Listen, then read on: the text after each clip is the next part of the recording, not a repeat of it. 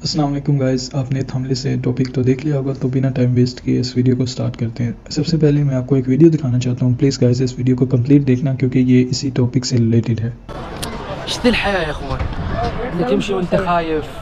الله كريم. والله انه يا اخوان الامن والامان نعمة كبيرة. तो अभी आपने जो वीडियो देखी, ये एक फेमस यूट्यूबर है जो कि सऊदी अरेबिया में पैदा हुआ था, लेकिन अभी रिसेंटली इसने पाकिस्तान विजिट किया है काफ़ी सालों के बाद। तो वो ये कह रहा है कि अमन व अमान जो है वो बहुत बड़ी नेमत है। ये वो क्यों कह रहा है वो भी बताएगा। وباكستان ما كان زي كذا.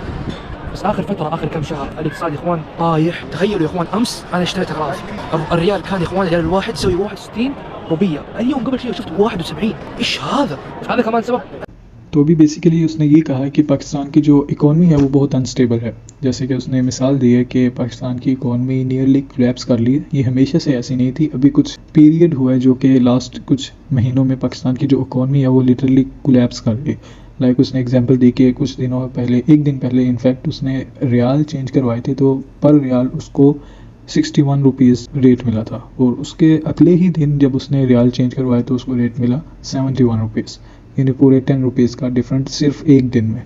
अभी आप में से कुछ लोग कहेंगे कि ये एक नॉर्मल बात है, और भी काफ़ी ज़्यादा कंट्रीज़ हैं जो पैंडेमिक के बाद अपनी इकॉनमी के साथ स्ट्रगल कर रही हैं, और काफ़ी ज़्यादा कंट्रीज़ की इकॉनमी कोलैप्स हो चुकी है। लेकिन उस बंदे ने एक और बात कही जो कि बहुत इंपॉर्टेंट है। السبب الثاني نقص في الايمان يا اخوان. जी हाँ, उसने यही कहा है कि लोगों के ईमान में खराबी है, लोगों के ईमान में नुक्स है। ये कोई छोटी बात नहीं है। في بعض الناس ما يخافوا ربهم. يعني ياكل حق اي احد يسرق اي احد. ما يفكر في اخرته. يعني الشخص اللي يفكر في اخرته مستحيل يسوي هذا الشيء. जी हाँ, लोग दूसरों का माल खाते हैं, लोग दूसरों का हक चोरी करते हैं, लोगों को आखिरत के बारे में कोई फ़िक्र नहीं है।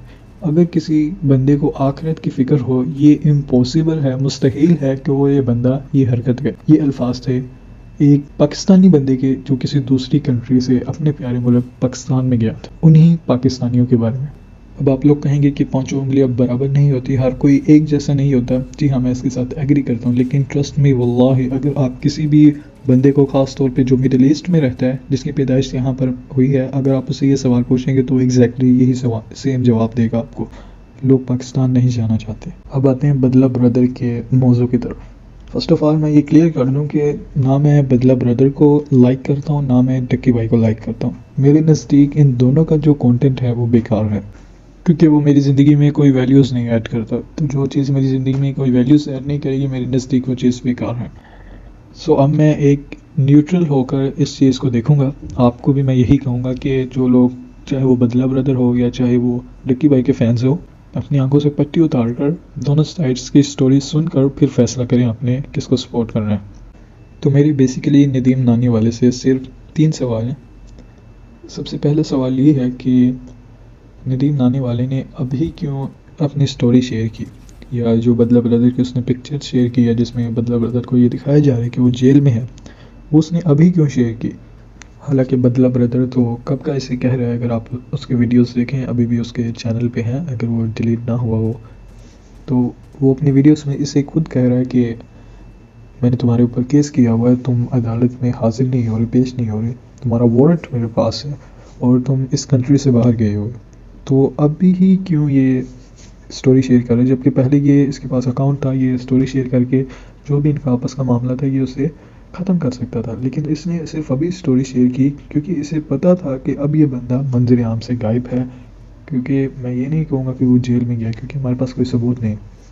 मैंने आपको पहले बताया, मैं न्यूट्रल होकर ये देखूँगा, मैं किसी एक की साइड नहीं लूँगा, क्योंकि हमारे पास कोई सबूत नहीं है। इसको जब पुलिस ने हिरासत में लिया था, पकड़ा था, तो पुलिस ने अपने ऑफिशियल पेज से, फेसबुक के पेज पर ये पिक्चर लगाई थी इसकी कि हमने इसे अगवा के केस में हिरासत में लिया।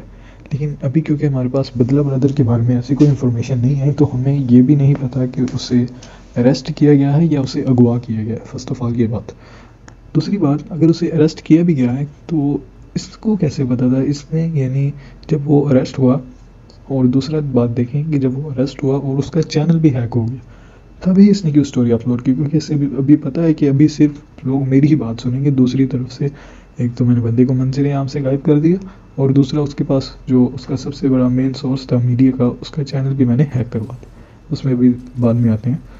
तो ये 2 बातें। तो मुझे सबसे पहले नदीम नानी वाला इस बात का जवाब दे दी कि इसने अभी स्टोरी क्यों अपलोड की, जबकि मामला तो कब से चल रहा है और उससे पहले इसने क्यों नहीं बदला ब्रदर के साथ कोई बात की, या मामले के अंदर ही उससे पहले क्यों नहीं एंटर हुआ, अभी क्यों एंटर हुआ है। दूसरी बात, आप बिल्कुल न्यूट्रल होकर दोनों तरफ की स्टोरी सुने और फिर इस बात का फैसला करें। बेशक आप अपने किसी ऐसे दोस्त से ये सवाल करें जो कि डक्की का सपोर्टर या उसका फ़ैन है, आप उससे ये पूछें कि एक बंदा है, उसको आपने नाम नहीं बताने, आपने उसको बताना है कि एक बंदा है जिसके यूट्यूब पे काफ़ी ज़्यादा फॉलोअर्स हैं और उसका पहले भी 1 या 2 मरतबा चैनल हैक हो चुका है।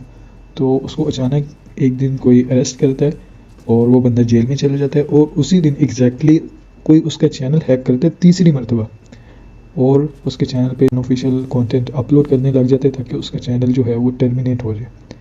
आप किसी भी बंदे को ये बात बता दे, वो ये कहेगा कि ये प्लानिंग के तहत हुआ है, ठीक है। चाहे वो डक्की का फ़ैन है, वो भी ये बात मानेगा कि ये प्लानिंग के तहत हुआ है भाई। आप ये सोचें कि जिस बंदे का पहले ही ऑलरेडी इतना बड़ा चैनल हैक हो चुका है, उसका चैनल दोबारा हैक करना इतनी आसान बात नहीं है। साफ पता चलता है कि ये जो हैकर है प्रोफेशनल है। हो सकता है कि किसी ने डार्क वेब के ज़रिए उस हैकर को हायर किया और उसे ख़ास तौर पे ये टास्क दिया कि आपने इस स्पेसिफिक चैनल को हैक करना है, इस डेट को, इस टाइम को, ये कंटेंट आपने अपलोड करके इसका चैनल लाजमी टर्मिनेट करवाना है, उड़ाना है आपने इसका चैनल। तो मेरे नज़दीक ये कभी भी एक इत्तेफाक नहीं हो सकता, ये सब जो है प्लानिंग के तहत हुआ। और तीसरी बात कि अगर बदला ब्रदर गलत है, उसने कोई किसी को हर्ट किया या अपनी वीडियोस के ज़रिए उसने किसी की इंसल्ट किया, किसी को डिफेम किया, तो इसमें नदीम नानी वाले का क्या हक़ है कि अगर वो किसी के साथ गलत कर रहे हैं तो ये उसको सबक सिखाए। कि आप कौन होते हैं या आपको किसने कहा कि कानून आप अपने हाथ में लें और जो जिस तरीके की आप वीडियो सरेआम अपलोड कर रहे हैं कि आप सरेआम आकर ये बोलें कि इस बंदे की आप कुट वाली वीडियो आएगी, मारेंगे इसको जेल में डाल दिया फला लाइक इस तरीके से। तो साफ पता चलता है कि आपने ही उसे पहले किडनैप किया था, आपने पहले भी जो है उसको टॉर्चर किया था, या आपका जो इरादा था वो पहले टॉर्चर करने का था, वो मुकम्मल नहीं हुआ। अब आप दूसरी तरीके से उसको किडनैप कर रहे हैं या अरेस्ट करवा रहे हैं और अपनी ताकत की नुमाइश करवा रहे हैं कि भाई मेरे पास पैसा है, ताकत है, फेम तो आपको अल्लाह ने दिया है, अब आपके ऊपर है कि आगे आपको किस तरीके से यूज़ करते हैं। मैं नहीं कहता कि जिसको फेम मिल गया वो ख़राब हो गया, हमारे ऊपर है, हमें फेम मिलेगा, हम किस तरीके से उसका यूज़ करेंगे। वरना सिचुएशन आपके सामने कि हमारे कंट्री के किस तरह के हालात हैं। इमरान खान को किस तरह अरेस्ट किया गया, किस तरह उनके पास फेम भी था, उनके पास अवाम की सपोर्ट भी थी, आम आवाम की, और भी काफ़ी ज़्यादा बड़े बड़े लोगों की जिनके पास बहुत पैसा भी था, किसी चीज़ की कमी नहीं थी। लेकिन इसी मुल्क के कुछ ताकतवर लोगों ने उन्हें किस तरीके से अरेस्ट किया। और मैं ये समझता हूँ कि इसमें कहीं ना कहीं हमारा भी हाथ है, मेरा, आप जो ये वीडियो देख रहे हैं आपका, क्योंकि हम ये समझते हैं कि जो कोई सही बंदा है, जो कोई बड़ा बंदा है, जिसके पास पैसा है, जिसके पास फेम है, जो दिखने में अच्छा लगता है, हम समझते हैं कि वो कुछ गलत कर ही नहीं सकता। साइंटिफिकली बात करें तो एक टर्म है जिसे कहा जाता है हेलो इफ़ेक्ट, जिसके मुताबिक हम कुछ लोगों के बारे में ये सोचते हैं कि अगर वो एक चीज़ बहुत सही कर रहे हैं तो वो दूसरी ज़िंदगी की चीज़ें भी बिल्कुल परफेक्ट कर रहे होंगे, वो कुछ गलत कर ही नहीं सकते, जो कि बहुत ही गलत सोच है और ये बुरी तरीके से इंसान को और कौम को बर्बाद करती है। इससे बहुत ज़्यादा नुकसान होता है। मैं ये नहीं कह रहा कि आप बदला ब्रदर को सपोर्ट करें और दूसरे से नफरत करें, नदीम नानी वाला, या आप जिसको भी सपोर्ट करते हैं, जिसके भी आप फ़ैन हैं। मैं ये कह रहा हूँ कि दोनों तरफ की स्टोरी सुने, बेसिक लॉजिक से उस स्टोरी को समझे, जो आपकी लॉजिक में बात समझ आती है कि ये हो सकता है, ये नहीं हो सकता। उसके बाद आप डिसाइड करें कि आपने किसको सपोर्ट करना है, ठीक है। तो आप कहेंगे कि मैंने ये वीडियो क्यों बनाई? मैंने ये वीडियो इसलिए बनाई कि मैंने जब ये न्यूज़ देखी और जब मैंने यूट्यूब पे सर्च वगैरह किया तो मैंने देखा कि लोग, जो पहले तो काफ़ी ज़्यादा वीडियोस इसके बारे में थी नहीं जिस तरीके से होनी चाहिए, कि एक बंदे को अरेस्ट कर लिया या एक बंदा मंजर आम से गैप हो गया और उसका चैनल हैक हो गया। ये हमारे लिए भी बहुत नुकसान की बात है कि हमारी जो यूट्यूब कम्युनिटी है ये किस तरफ जा रही है, एक दूसरे का लोग ख्याल नहीं रखते। हालांकि आप अगर देखें तो जब इस तरीके से किसी का चैनल हैक होता है तो दूसरे यूट्यूबर्स को चाहिए कि वो उसकी हेल्प करें और देखें कि क्या मामला है, ख़ास तौर पे जो बड़े यूट्यूबर्स हैं। एक ये बात होगी। और दूसरी बात ये कि जब मैंने ये सर्च किया तो मैंने देखा कि काफ़ी ज़्यादा लोग बदला ब्रदर को हेट कर रहे थे बिना किसी रीज़न के, बिना कुछ सोचे समझे। जबकि ये जो बातें हैं जो मैंने आपको बताई हैं, कोई आम बंदा भी, जिसको आम समझ वाला बंदा जो दोनों तरफ की स्टोरी देखेगा, वो ये समझ जाएगा कि ये जो बातें हैं ये साफ पता चलता है कि किसी प्लानिंग के तहत हुआ है।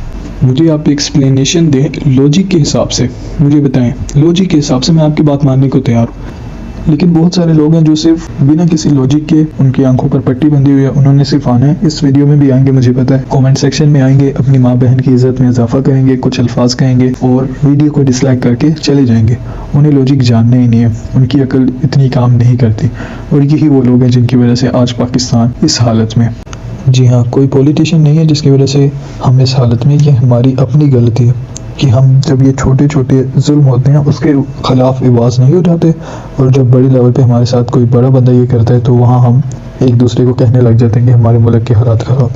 ये कुछ बातें थी जो मैं कहना चाहता था। मैं कोई यूट्यूबर नहीं हूँ, बल्कि इनफैक्ट मैंने ये चैनल सिर्फ इसी वीडियो को अपलोड करने के लिए बनाया, क्योंकि मैंने जब इस मामले को सर्च किया तो कोई भी बंदा लॉजिक के हिसाब से इस मामले में बात नहीं कर रहा था। लोग अंधाधुंध कोई इसको फॉलो कर रहे हैं, कोई दूसरे को फॉलो कर रहे हैं, एक दूसरे को गालियाँ दे रहे। तो ये कुछ बातें थी, अगर आपकी समझ में ये बातें आई हो या आप किसी को भी सपोर्ट करते हो, ख़ासतौर पे अगर आप बदला ब्रदर को सपोर्ट कर रहे हैं तो उसको आपकी ज़रूरत है। आपको पता है कि उसका चैनल हैक हो चुका है। इस वीडियो को ज़्यादा से ज़्यादा आपने शेयर करना है और हैशटैग चलाएं कि रिलीज़ बदला ब्रदर। इस तरीके के कुछ हैशटैग चलाएं ताकि उसको भी कोई फ़ायदा हो और हम भी उसके कोई काम आ सकें, क्योंकि हम भी अभी तक इस बारे में कोई बात पता नहीं चली कि उसे किडनैप किया है या उसे अरेस्ट किया गया। आई होप कि बदला ब्रदर ठीक ही होगा जहाँ भी होगा, और बहुत जल्द जो भी उसका मामला है वो खैरियत से ख़त्म हो जाएगा, क्योंकि इसी में हमारी यूट्यूब की कम्युनिटी का फ़ायदा है और हमारे मुल्क पाकिस्तान का फ़ायदा है। नहीं तो मैंने आपको शुरू पे जो वीडियो दिखाई कि पाकिस्तान के जो बाहर से लोग हैं जो पाकिस्तान में जब जाते हैं अपने पाकिस्तान के बारे में सुनते हैं तो उनके क्या ख्याल आते हैं। और ऐसा बिल्कुल नहीं है कि ये लोग पाकिस्तान से नफ़रत करते हैं, ये लोग पाकिस्तान से मोहब्बत करते हैं। ये फ़ोटो देखें, जब इमरान खान को अरेस्ट किया गया था सऊदी अरेबिया के ट्विटर पे ये हैशटैग ट्रेंडिंग पर जा रहा था। देखें आपके सामने है कितनी मोहब्बत करते हैं ये लोग अपने मुल्क से, लेकिन कुछ लोगों की वजह से पाकिस्तान का नाम बदनाम होता है, जिसकी वजह से जो बाहर के लोग हैं वो पाकिस्तान आना नहीं चाहते। तो आखिर में आपसे यही कहूँगा कि सिर्फ उसी बंदे को सपोर्ट करें, उसी बंदे को ऊपर लेकर आएँ, उसी बंदे का नाम पाकिस्तान के साथ जोड़ें जिसके बारे में आपको कन्फर्म पता हो कि ये पाकिस्तान का नाम रोशन करेगा, ना कि पाकिस्तान का नाम बदनाम करेगा। अल्लाह हाफिज़।